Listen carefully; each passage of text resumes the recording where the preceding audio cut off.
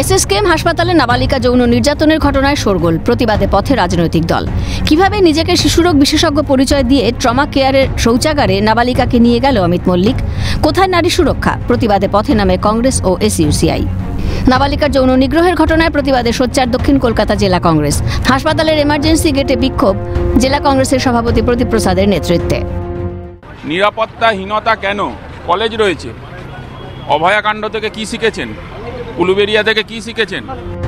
পাশাপাশি হাসপাতালের গেটে বিক্ষোভে এসইউসিআইও।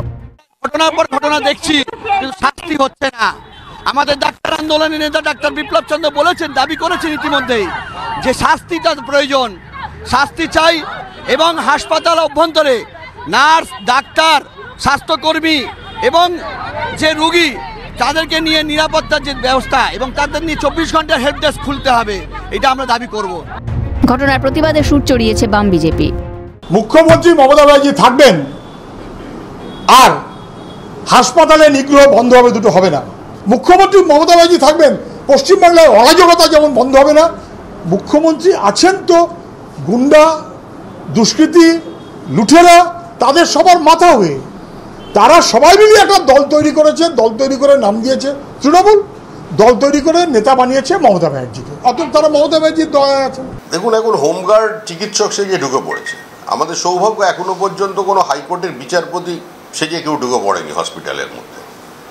সব জায়গায় চিত্র এক, এটা দুষ্কৃতীদের রাজ্য হয়ে গেছে। সরকারের কোনো নিয়ন্ত্রণ নেই, সমাজ বিরোধীরা মনে করছে তাদের সরকার এটা। পুলিশ বলে কোনো কিছুর অস্তিত্ব এই মুহূর্তে পশ্চিমবঙ্গে নেই এবং পুলিশকে মেরুদণ্ড যত তৃণমূল পরিকল্পিতভাবে ভেঙে দিয়েছে। পাল্টা পুলিশ প্রশাসন এ বিষয়ে তৎপরতার সঙ্গে পদক্ষেপ নিয়েছে, জানালেন তৃণমূল নেতা কুণাল ঘোষ। একটা খারাপ ঘটনা, একটা বিকৃত মানুষ সমাজে ঘটেছে, অত্যন্ত খারাপ ঘটনা। পুলিশ সঙ্গে সঙ্গে ব্যবস্থা নিয়েছে, সবাই যা যা ব্যবস্থা নিয়েছে, কারণ একটা বিকৃত মানসিকতার লোক। এবার সেটা বাকিটা পুলিশ প্রশাসন তারা তদন্ত করে নিশ্চিতভাবে দেখছে। 26-এর নির্বাচনের আগে সব মিলিয়ে হাসপাতালের নিরাপত্তা নিয়ে চড়ছে রাজনৈতিক পারদ, মত ওয়াকিবহাল মহলের। ক্যালকাটা নিউজ।